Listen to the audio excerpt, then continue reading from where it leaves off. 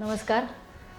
प्रियशंकर घोष याच्या goddess in a mosque या डॉक्युमेंटरीबद्दल मी तुम्हाला थोडंसं सांगणार आहे. नावापासूनच आपलं कुतूहल जागृत होतं.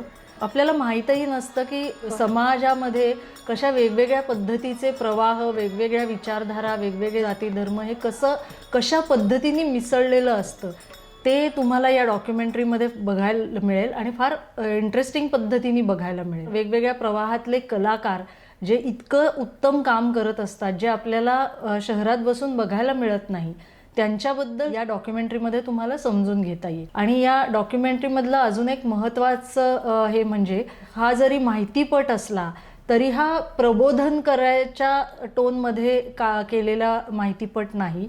हे तुम्हाला डॉक्युमेंटरी काहीही शिकवत नाही. एका खऱ्या माणसाची आजच्या काळात घडणारी खरोखरीची कथा त्याच्याच तोंडून आपल्यासमोर उलगडत जाते. त्या कथेला एक गावातल्या एथॉसची एक लय आहे, शेतीची लय आहे, दशावताराची लय आहे, ही त्या कथेची लय आहे आणि हीच त्या प्रियाशंकरच्या कॅमेऱ्याची पण लय आहे. त्याच लयीमध्ये आपल्यासमोर ही गोष्ट उलगडत जाते. त्यामुळे आपण त्या गोष्टीत गुंतून जातो. त्यामुळे ही डॉक्युमेंटरी नक्की बघा.